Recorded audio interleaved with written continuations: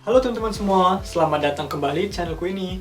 Sebelumnya aku ingin berterima kasih dulu bagi teman-teman semua yang udah mampir ke channel ini. Aku berharap dengan adanya channel ini bisa membantu kita semua untuk lebih sadar akan pentingnya berinvestasi dan pentingnya financial literacy. Semoga video ini bermanfaat, please enjoy the video. Nah teman-teman, pada hari ini kita akan membahas mengenai topik apa sih? Pada hari ini kita akan membahas topik tentang minimalisme dan mengapa aku menganut prinsip hidup minimalisme ini teman-teman. Minimalisme itu adalah suatu konsep di mana kita hidup dengan barang sedikit mungkin, seminimalis mungkin, namun seefektif mungkin juga teman-teman. Tapi bukan berarti kita sama sekali nggak memiliki barang apa-apa ya teman-teman.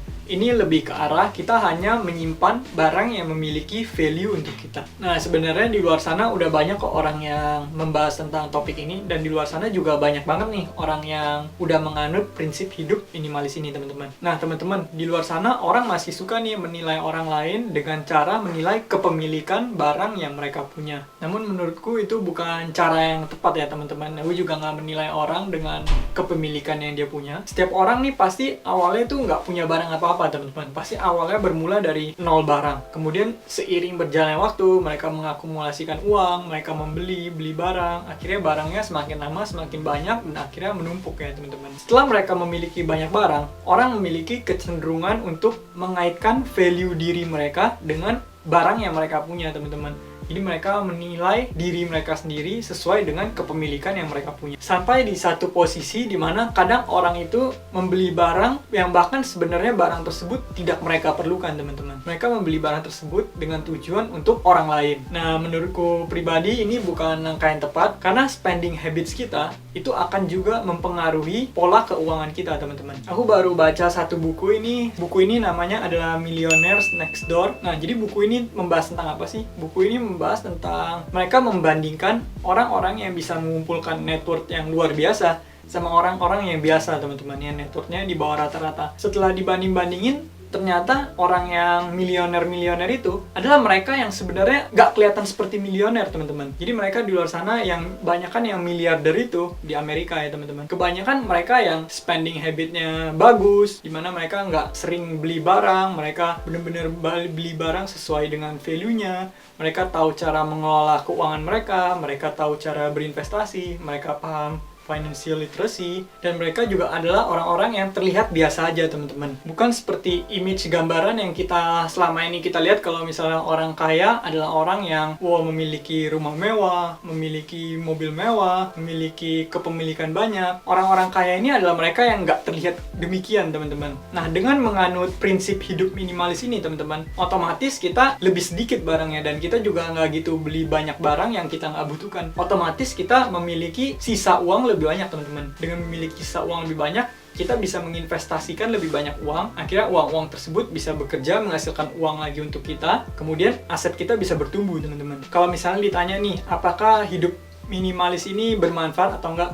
Kalau menurutku pribadi ini subjektif ya teman-teman. Ini tergantung pendapat setiap orang, pasti beda-beda. Namun kalau buat aku pribadi, aku sangat merasakan manfaatnya setelah aku hidup seperti ini teman-teman.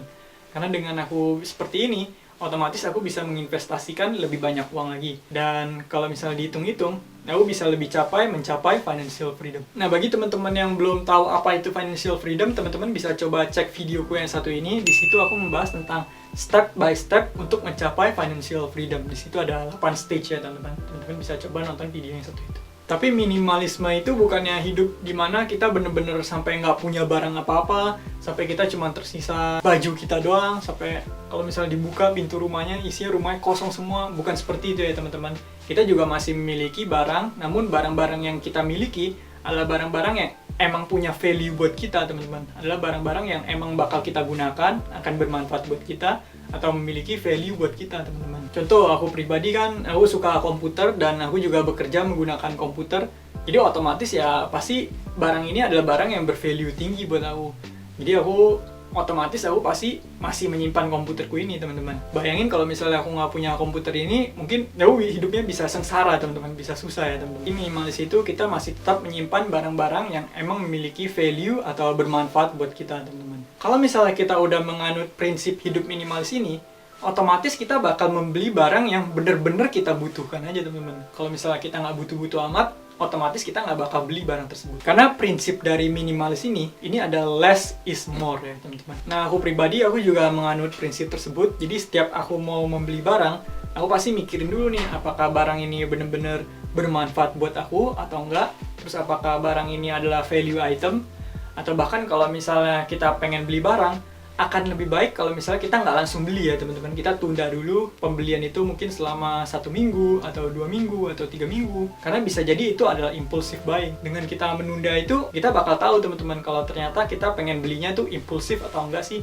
Kalau misalnya kita tunda selama 3 minggu nih, ternyata kita masih pengen banget barang itu dan barang itu bermanfaat buat kita, ya kita nggak apa-apa, kita beli barang itu teman-teman. Dengan kita melakukan hidup minimalis ini teman-teman, selisih antara penghasilan kita dan pengeluaran kita itu akan meningkat ya teman-teman. Jadi dengan adanya selisih yang makin besar itu, otomatis uang yang kita bisa masukkan ke instrumen investasi kita akan jauh lebih besar teman-teman, ketimbang kalau misalnya kita banyak spending beli barang ini itu ya teman-teman. Mungkin di luar sana emang banyak banget nih diskon sana sini, ada promo di sana sini. Tapi bayangin teman-teman, kalau misalnya diskon itu sebenarnya bukan menguntungkan buat kita ya teman-teman. Diskon-diskon atau promo itu bisa banget menggoda kita untuk akhirnya yang awalnya kita nggak mau mengeluarin uang, kita nggak mau spending, akhirnya kita jadi spending teman-teman.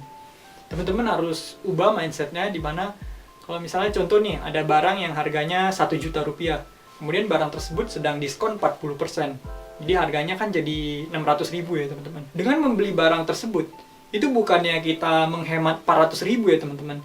Jadi sebenarnya harusnya kita nggak spending, kita jadi nge-spend 600.000 teman-teman. Nah, jadi kita harus berpikiran seperti itu supaya kita bisa lebih mengontrol spending kita ya teman-teman. Tapi ini beda cerita ya, kalau misalnya barang itu emang barang yang bermanfaat buat kita, terus barangnya lagi diskon teman-teman. Wah, kalau itu mah berarti kesempatan buat kita. Contohnya nih, kalau misalnya kita mau beli supply keperluan rumah tangga seperti sabun, atau sikat gigi, atau odol, atau apapun itu, atau deterjen, dan semacamnya. Kalau misalnya ada diskon, ya akan lebih baik kalau misalnya kita beli sekaligus juga teman-teman, supaya kita ngestok nanti sehingga kita bisa mengirit uang juga dengan melakukan hal tersebut teman-teman. Nah, kenapa sih aku selalu menitik beratkan dengan investasi ini teman-teman, dan aku juga melakukan hidup minimalis supaya salah satunya aku bisa menginvestasikan lebih banyak uang lagi. Ini karena aku benar-benar suka dengan satu konsep ini, di mana konsep investasi adalah membuat uang bekerja buat kita, menghasilkan uang untuk kita. Jadi bayangin teman-teman, kalau misalnya kita tidur, kita nggak ngapa-ngapain, atau kita olahraga, atau kita mau main game atau apa, tapi ternyata uang ini udah menghasilkan uang untuk kita. Jadi istilahnya kita nggak ngapa-ngapain aja dibayar teman-teman. Bayangin deh, walaupun kita tidur, tapi uang ini tetap bekerja untuk kita teman-teman. Jadi istilahnya kita setiap hari bangun, melek, kita langsung dapat uang dari investasi kita. Nah, itulah kenapa aku sangat suka dengan satu konsep investasi ini ya teman-teman. Tapi sebelum menaruh uang kita juga harus melakukan analisa dulu teman-teman. Kita nggak boleh sembarangan taruh uang kita. Jadi kita harus melakukan analisa dulu, analisanya yang mendalam. Terus kita melakukan diversifikasi dan semacamnya ya teman-teman. Nah, selain menganut prinsip hidup minimalis ini, aku juga menganut satu prinsip lagi yang namanya money dial ya teman-teman. Jadi money dial ini maksudnya adalah kita nge-spend uang kita untuk hal yang memiliki value paling tinggi buat kita, atau yang paling bermanfaat atau paling membuat kita paling bahagia teman-teman. Nah, seperti yang kita ketahui, setiap orang pasti memiliki money dial yang berbeda-beda. Ada orang yang misalnya dia senangnya traveling, otomatis kalau misalnya dia pakai uangnya untuk traveling, jalan-jalan, beli pengalaman, itu pasti dia senang teman-teman. Ada yang mungkin hobinya makan, misalnya bisa cobain makanan-makanan di berbagai macam restoran di penjuru dunia, mereka bisa jadi senang. Ada juga orang yang misalnya hobinya fotografi, otomatis kalau misalnya dia beli kamera atau beli lensa, dia pasti lebih senang. Ada juga yang misalnya hobinya mereka senang banget nih sama teknologi, pasti senang kalau misalnya bisa beli HP baru atau laptop baru yang speknya tinggi, yang sesuai dengan hobinya itu teman-teman. Nah, jadi dengan menganut satu prinsip ini, kita akan nge-spend uang kita untuk hal yang paling membuat kita bahagia teman-teman. Jadi kita cut back di bagian-bagian yang misalnya kita nggak perlu-perlu amat atau nggak suka-suka banget, namun yang menjadi money dial kita spend lebih banyak uang di situ.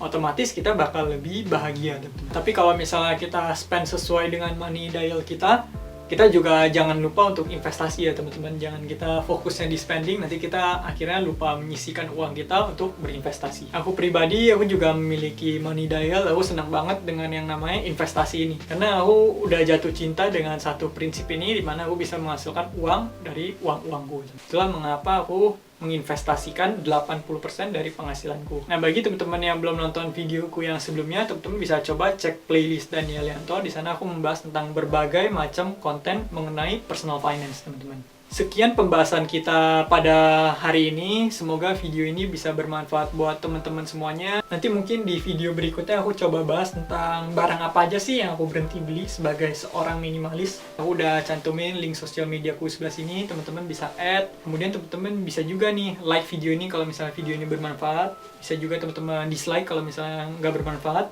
Kemudian teman-teman bisa share video ini kalian supaya lebih banyak orang di Indonesia yang bisa sadar akan pentingnya financial literacy. Terima kasih semuanya, sampai jumpa di video berikutnya. Bye. Kami mohon bantuan teman-teman untuk subscribe dan like video ini agar bisa menjangkau lebih banyak orang lagi.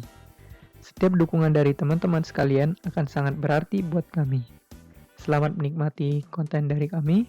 Semoga bermanfaat.